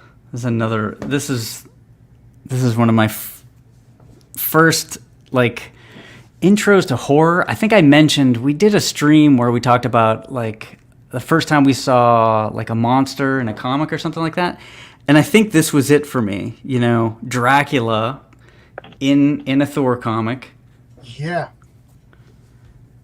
What? Hey, how's it going? 333. 333. Yeah. And this is one of RJ's favorite comics too. Yeah, it's so good. And this is Sienkiewicz. Yeah, this is Sienkiewicz. Yeah, that's Sienkiewicz. Yeah. Just, I recognize his like moodiness and shadows. Just look at so Sif. Good. That's just yes. like it's like look at her. She looks so awesome. I almost don't mind getting eaten by her. if that's what vampires look like. And then look at Dracula. So like But I mean that finger's actually hard to draw. Like, you know what I mean? To do that is actually kind of tough. Yeah, this is another great cover. Look at moody. Yeah, we have all the black for the moodiness. We have purples and blues, and another instance where we see the front of Dracula, the front of Sif, and a big, the side at least profile of Thor. So we see all the main characters. What do they call that? A 3/4 Yeah. view or something? Yeah. Or profile. Profile, yeah. Yeah, that is. Yeah, I haven't looked at that in a long time. How you doing, RR? How's everything? Hello, John. How are you? How's everything in New Zealand? What time is it there? It says 2:26 on Sunday afternoon. Oh, wow. He's time traveling. Oh, look at this. See, Conan. This is new to me. I've never seen this before. I was never a sword and sorcery kid, so I'm collecting Conan now, but I'm only up to 11. So I got a long time before I get to this. I mean, you can see the colors for me: yellows and reds. I can see why you picked the colors you picked for your comics now. Now, admittedly, I could have picked any Conan cover, and it would be as brilliant as this. But I mean, look at this! Look at this! This is so good. I love that guy's face. I'm gonna make it big. I just want to look at that monster's face. Yeah. Look at that. That is creepy. Great. And this is all John Buscema, right? Yeah. Yeah. That is awesome. Oh, that's a horse. I thought he was riding a bat, but that is a horse. A horse with wings, yeah. Yeah. I mean, the inking is so good. I know I think he said he only liked his brother to ink him, Oh, really? and maybe somebody else, maybe him and his brother. And I get it. Giant animals and evil wizards, yeah. Pretty much. Yeah, classic Buscema. But yeah, the color palette again, it's... And look at the motion on Conan. Like you get the feeling like he just swung and he missed and now he's screwed. You know what I mean? Like, yeah. Like you guys are gonna laugh at me, but I broken neck and everything. I'm out in my front yard I showed my sword. I got the wood splitter sword. It's a sword for cutting wood. So I'm out there with freaking collar trying to chop wood. And a few times I'm like, you put all into it and you miss. Like, how could you miss? All you could miss, believe it or not. And you're off balance. You kind of like, so like, and I'm glad I did it because, playing Dungeons and Dragons, because you just imagine like, okay, you just put everything into that sword and you missed. That's why you got stabbed, because your body's off balance.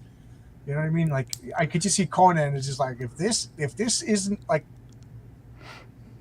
hitting right on the mark, I am doomed. Yeah.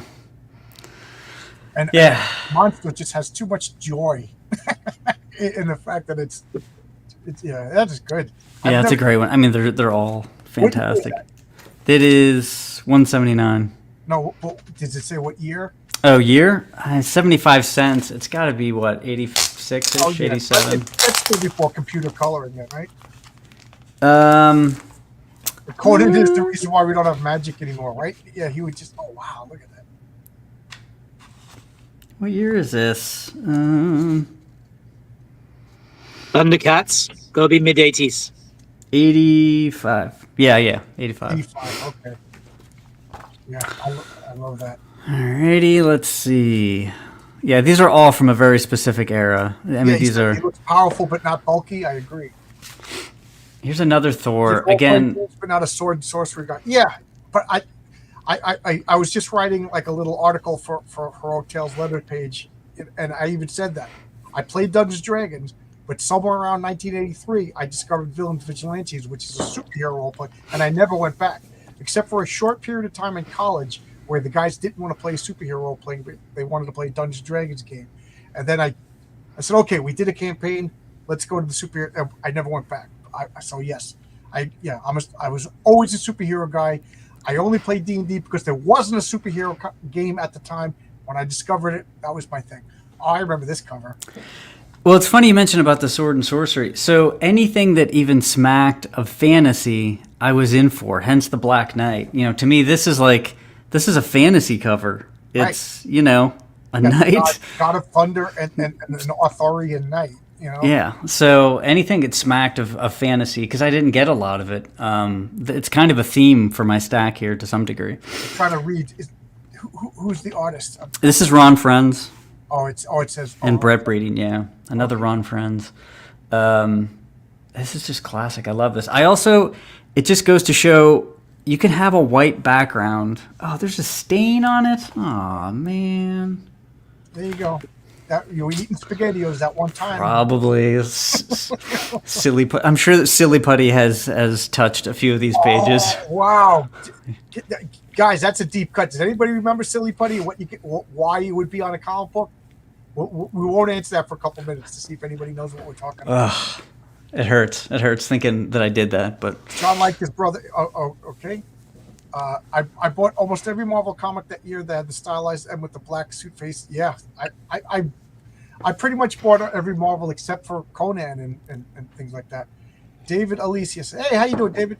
He's not going to miss John. Conan has a +6 to hit, and he's going to crit. Okay. I forgot he's going to invoke Barbarian Rage or something like that. Yeah. These stories are taking me back to my youth. Yeah, what? Oh, did you say something? What you said, Fabrizio, about white backgrounds, because I brought just one to share quickly. But what you said about white backgrounds is Yeah, it's completely spot on. I brought one John Byrne cover to share All right, just show, quickly because show I got to run. But okay, you got to go to bed. it's Show your cover. There you go. I haven't Oh, got the yeah. comic with me. And yeah, I got to go to bed. Oh. But this one, as Fabrizio says, white background can be incredibly effective when the Right. foreground's so busy. This Yeah. one, the foreground does all the talking. You don't need a complicated background at all. It's funny. That was one of the comics Yeah. I considered bringing for It's tonight. 243, I think. Yep. 244. I actually got autographed by Byrne. Yeah, that's great. Oh, nice. Yeah. Well, I got to run. Okay, good. All the seeing you. best, Fabrizio. Thank Great you. to see you, John. Nice meeting you. Live long and prosper. Yep. Nice to meet you too. All the best. God bless. David says, "I use Silly Putty and all the Dick Tracy stuff." Yeah. So if you took Silly Putty and you flattened it out, and you smeared it on a comic book, or as I always did, the Sunday Funnies, the Sunday Comics, and then you peeled it, it like pulled the ink onto itself. So you had like a little Dick Tracy or Beetle Yeah. Bear or BC. Anybody remember BC on your Silly Putty? And then you went cool, and then you rolled it up, and then your Silly Putty turned gray from all the ink. Oh, yeah, that hurts. That hurts. Alrighty. So I'll stick with the fantasy like. Oh wow! I loved this. I never bought it, but it showed up in my. I think comics like. I think I hit critical mass. It's like the other end of a wormhole. In comic book, like you lose a comic book, it somehow ends up in one of my boxes. So the interesting thing about this, and I didn't know it obviously at the time because this is actually a new version. I have a couple of copies of these because I love this. So this is Mark Teixeira, who ended up doing some really crazy stuff later on, but I think this is probably either his first issue or some of his first work. But it's so good. You must have been like, I'm going to draw the hell out of this assignment because I want to work in comics. I don't care if it's sectors. But you know what? It's really good. It's fantasy. It's bugs. I know it sounds ludicrous, Well, but it was a toy, I think, right? yeah, it was a toy. I didn't have any of the toys. To me, I was introduced by the comics. And this is also using that. I think this is Baxter paper, so the colors like really pop. Yeah, the colors are a little too garish. Yeah, I think this is before they kind of scale things back because you can even see in the printing, it's not. It's like They were probably still like coloring it as if it was on newsprint. Yeah, so there are areas that it's actually really hard to see what's going on. But anyway, yeah. So to me, it was fantasy. I'm like, oh, it's fantasy. They have swords. There's monsters. And again, the white background. Man, I loved this book. I think I might have, I don't know, the Warriors of Symbion. 6 or 7 of them. I can't remember how many I had. But people kept talking about DC's Atari Force, and I'm like, I avoided that comic like the plague. It just looks so bad. And now I'm up to issue 6. It's excellent. It's excellent. Really? So a lot of these comics that I didn't, I avoided. Conan, I see why everybody loves it now. Like I avoided it. It wasn't my thing. And I'm like, man, I'm kind of glad I avoided it because now I can read comics that, what else would it be there to read if I didn't, if I got them all? I'm like, I guess I got to get a. So Bill Mantlo wrote these. Oh, I wow. think. He seemed to do, because he did ROM, he did Micronauts, now he did Sectors. He must have been the go-to toy guy. I actually think, to be honest, even mediocre or bad comics back then were still pretty good. You know what I mean? So yeah, maybe compared to something at that time, but I don't know. Bill Mantlo, he's a professional. You know what I mean? It's just like, okay, Bill, do this. Okay, well, I got a mortgage, I got kids, I got a job, So he was going to do a journeyman's work in Sectors. He took the assignment seriously. Okay, so here. Oh, there you go. I was about to bring up Chris Saga of Crystal. Yeah. So this was my brother's comic. What year is this? 83. So I'm like $2. I remember I was complaining about the price of that when it came out. I mean, this is a nice book. So I was like 8 years old or something. My brother had actually bought the book, so I had to rebuy it. But first of all, I mean, you want to talk about a fantasy cover? Look, I mean, this is so great. Look at that. Yeah, that's a great face. As an 8-year-old kid, a guy with a crossbow in the back. I mean, the story for an 8-year-old kid, it was pretty intense. You know, two brothers going at it. They're mortal enemies. I have 3 older brothers. You know, it really it hits home when you're 8 years old, and not just 8, but I only have number 1. I always said that I was going to get the rest of them someday. They were also toys. yeah. I didn't have the toys either. It was just the comics, but I think I might have, I don't know, 6 or 7 of them. I'd have to. I can actually check in my app, but I do have the one that Danzig stole the skull from. Oh yeah. So the cover of Danzig, that skull is actually a Crystar cover. Are you kidding me? No, somebody's got to Google that. Yeah, Oh my God. Hey Marcus, how you doing? Hey, what's up? Are you kidding me? The Danzig skull, like with the horns? I have a story about this comic. Okay, what's your story? So I'm a little older. I bought all these comics. What is this, 85 or 80? What was it, 83? 83. Yeah. Yeah, so I'm a senior in high school, so I'm going to college, and I'm working with this guy. I worked at Heroes World. Remember Heroes World? They ended up. I worked there, and the guy was good friends with a lot of different artists that worked in White Plains, New York. And the story is that Brett Blevins penciled that comic, and Vince Colletta inked it, but Vince Colletta lost all the pages in this pool. And they had to light box it over a weekend to get it through. What? Yeah, and then Blevins was not very happy, even though it was one of his first. A lot of these toy comics were a lot of these guys' first comics. Jerry That's Ordway, Mark crazy. Wow, the art is better than I remember. And Coletta has a bunch of had assistants too. He didn't do everything by himself. So they had to save the comic. I don't know how many pages went to the drink, but some did. I just talked about this today because Dennis bought this Back Raiders. before transferring files, you actually had each other the pages. Oops. How do you say that? You know, oops, I dropped all your pages into the pool. Why were my pages anywhere near the pool? Yeah. You know, Coletta takes a lot of guff. But Andy had said he had talked to Shooter about Vince Colletta, and he saved Marvel's butt so many times on deadline because if they threw him a comic, could you ink it over the weekend? He'd ink it over the weekend, 20 pages. Yeah. And so he could do nice work, you know. Hey, Justin, good to see you. It's a new name. Thank you for tuning in. Thank you. And Joe Sinnott worked for him and did penciled romance comics for Vince Colletta in the 50s. Wow. It all is a circle. Yeah, really. I never would have guessed Crystar was going to be showing up tonight. I like Crystar. I don't know who. I forget who did the cover. I forgot. Was that Blevins? Jim Shooter was still the editor-in-chief when this came out, right? Yeah. Yeah, that's what he When really I met believed. John Meter, Yeah. he's like Jim Shooter. Towards the end, he was doing some crazy stuff like Crystar. Well, he really because of Star Wars and G.I. Joe and all those hits, he really did like licensed characters, which he carried over to Valiant. You know, John Meter Jr. Oh, Jr. is graphic designer. Graphic designer. I thought that was interesting. That is interesting. Louise Jones even before Louise Simonson. I'm done with my cover. Yeah, I think I have 2 left, but Sure. you do have to check out the Crystar cover that Danzig stole. I think it might be. I got to look it up now. Man, is it issue 7 or 8 or something? Somebody in chat knows, surely. I got to look it up now. Yeah, you guys, because I could not believe it when I heard that.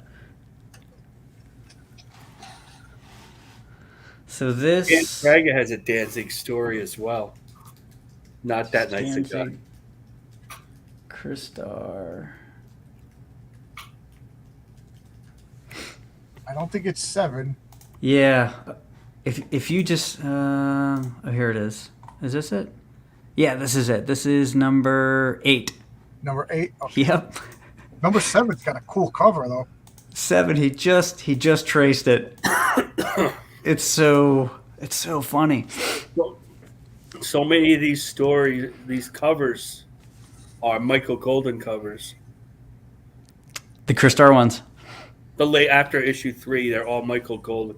When I was injured badly, when I broke my hand badly, I was stuck rehabbing 7 months, like 4 months in old age home, 5 months. Wow. In old age home. Jeez. And so what I did was I had sold my comics, unlike John. And what I did was open a Pinterest and started just collecting comic art and comic covers. So I have like the biggest Pinterest comic collection ever, all sorts of covers, and it just kind of seeped into my brain. And since I didn't do a whole lot of drugs, I have a good memory.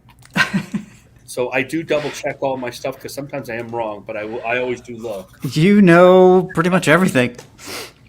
Did you find it, John? I'm finding it, but like, they're not letting me like when I click on it, it won't let me. And I don't see where the Danzig skull. Oh, there! Jeez, it's so obvious now. Okay, let me see if I could save this image. Okay, okay, I might be able to get. Oh my God! Like I'm like I don't see it. I don't see it. And then all of a sudden, kablam! It's in my face. If anybody doesn't know who Danzig is, they're going to be pretty confused by Even this. I know who Danzig is. Okay, so Oh, I got to do that. I promised him on Saturday. I'm a liar. I don't want to be a liar. Let's go to Santa's Nuclear War Special. okay, can we see? That's so funny. Can we see this down here on the bottom? Oh my God! Yeah, he You just see the woman's butt is touching the skull's eye. So if anybody, just to compare it, I'm going to get the Danzig album cover. I did not know that. Oh my God, what a funny. Like So- I knew he used it to comics, but this just blows me away. That Here's something else interesting. This is a kid's comic, and look at that chick that he drew on me. And he got away with it. that's not a good image of it. Okay. I'll be honest, I'm not a fan of the colors on that cover. It's kind of muddy.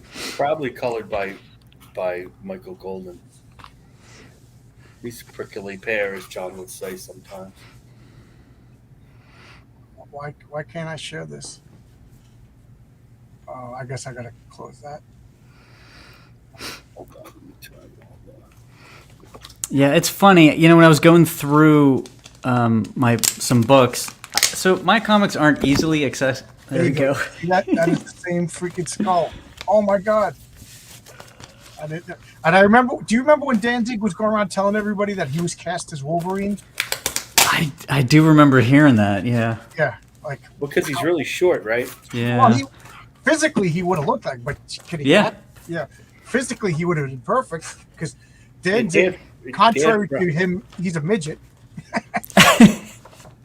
Dan Fraga had a dispute with him as well.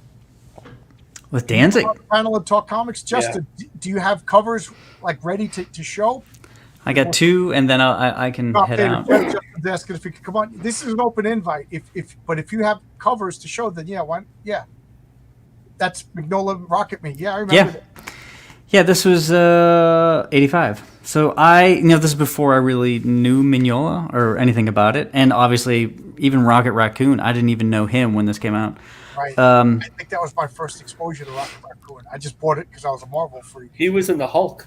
Yeah, he debuted in the Hulk. 5 or something. Okay. One of the few comics I'm missing, and now it's like unaffordable to get. Well, I sold that one. I made good money on that one. But I used to be a big fan of Captain Carrot as well. So I loved the animal, superhero stuff, Captain Carrot and his Amazing Zoo Crew. So, animals with blasters. This was just seemed like such a cool sci-fi book. I mean, the art, Mignola definitely changed over the years. He things started to look flat. Basically, he just removed all form from his characters. But here he's still drawing. I mean, this is It doesn't even really look like Mignola. There's probably a few things that you could pull out that look like him. Very detailed. Who's the inker?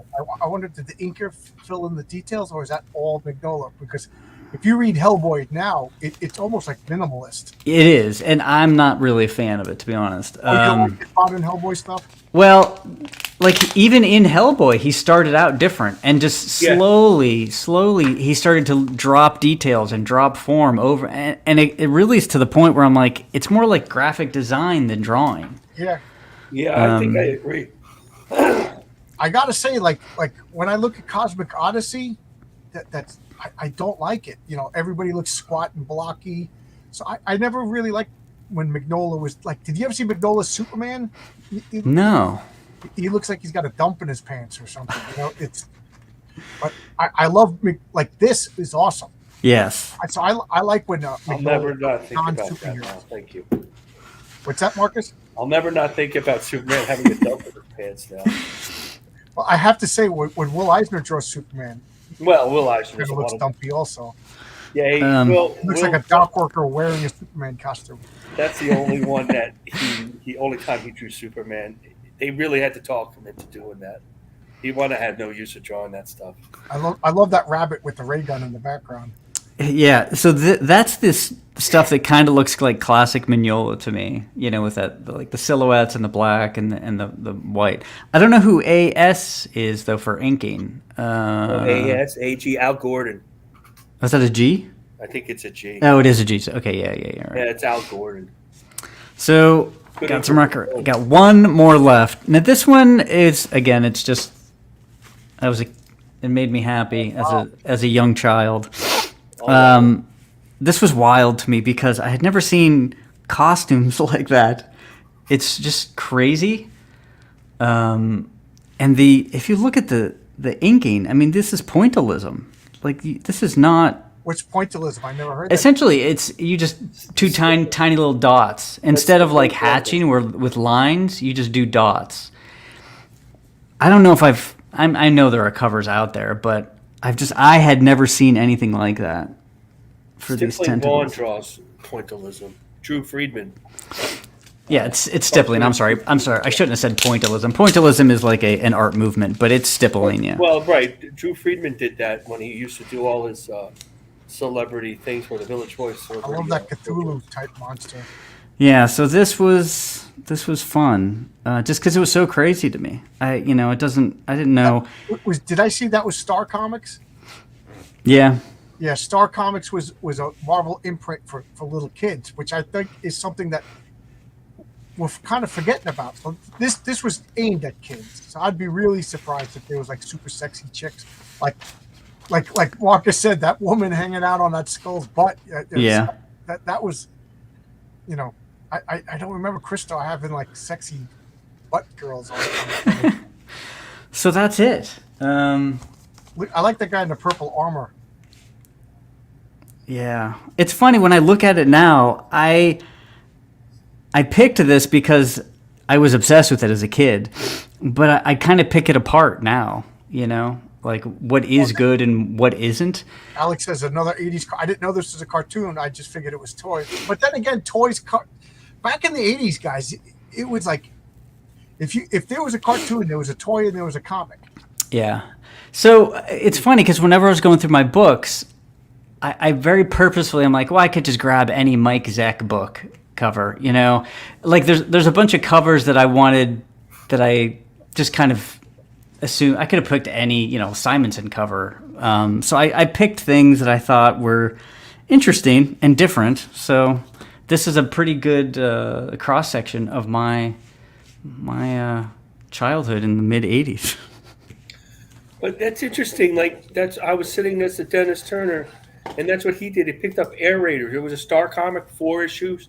Andy and I never saw it. It was a Kelly Jones comic because he collects Star comics. You know, he collects these. Like I wonder if he has Inhumanoid. Oh, we got Mike Total Dungeon Dragon Channel. He's a big fan of Inhumanoid. He got excited. What is? Oh, Herrenberg. Oh, Herrenberg. I didn't see. Sorry, the chat. I'm looking at the cover. I've been ignoring the chat. There was tons of hot chicks in the 70s, 80s comics for kids simply pick up on the newsstand. Yeah. Yeah. Well, it was different back then. I mean, there Look was at no look at that Carol Danvers in that basically dominatrix outfit. That was freaking sexy, you know? Well, the Ms. Marvel had the bare stomach at the beginning, remember?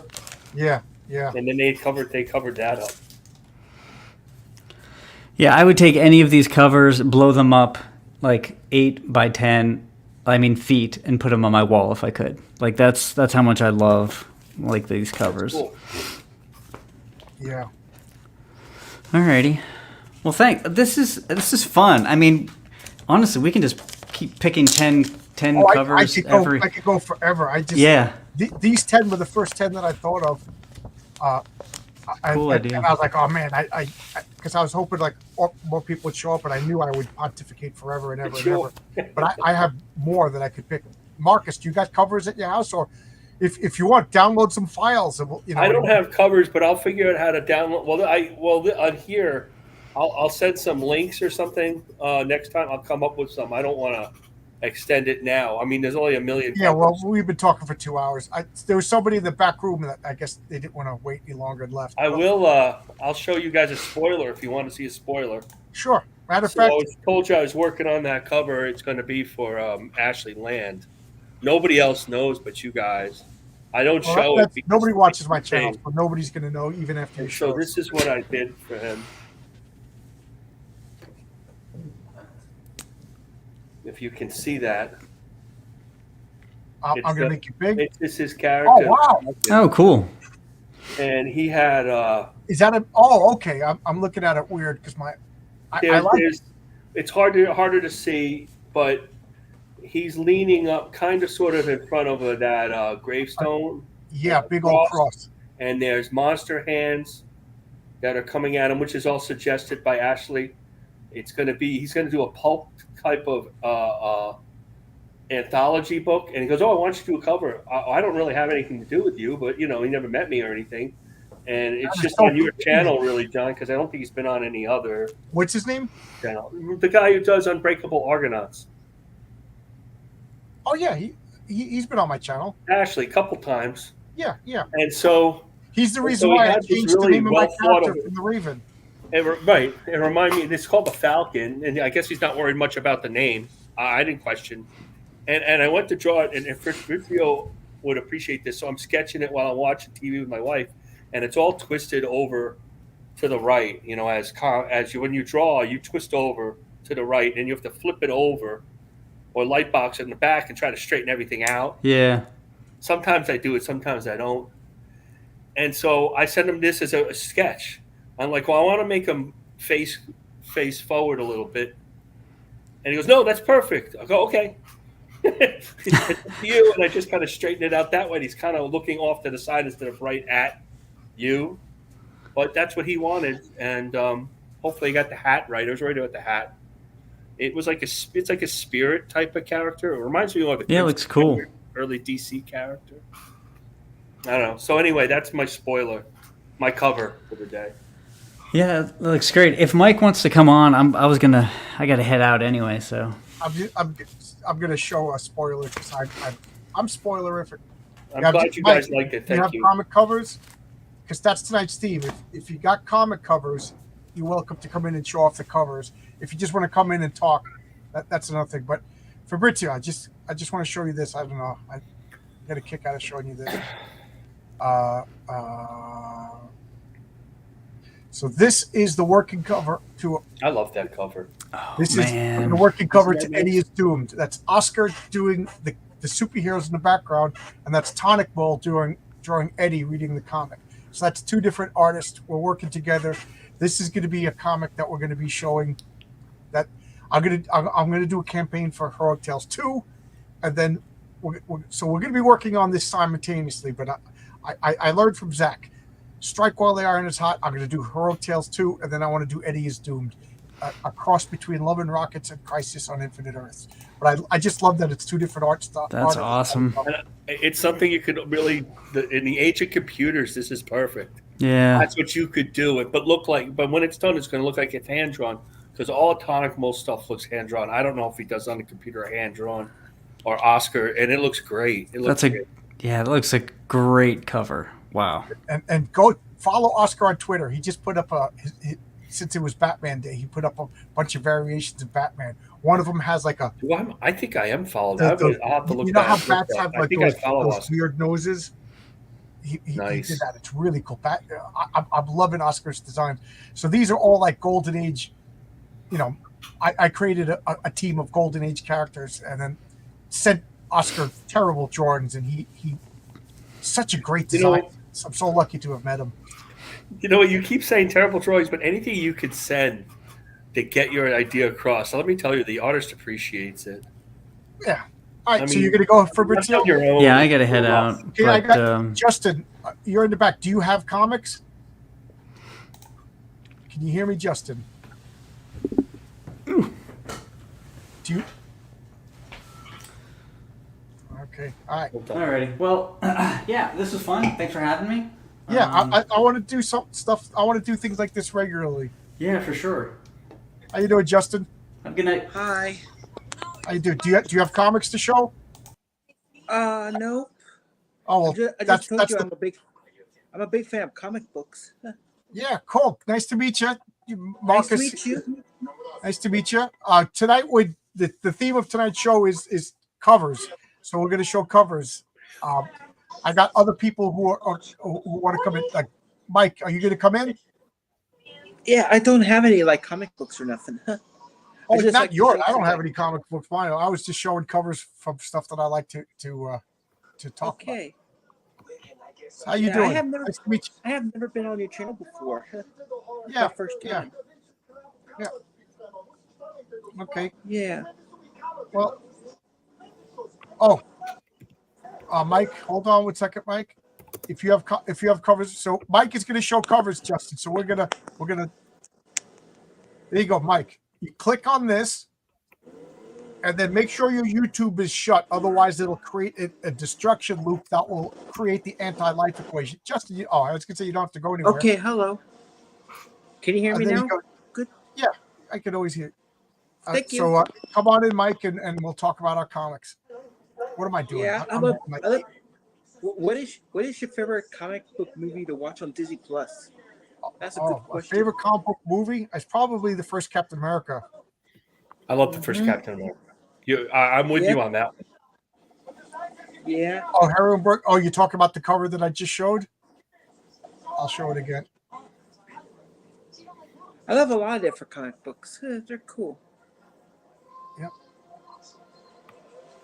I just wanted to just looks like Kirby. Yeah, it does. We're going for Golden Age, Silver Age, but Oscar has his own style. Looks like Kirby-esque, but the woman on the low is a dance. Yeah, that's Thunder Woman.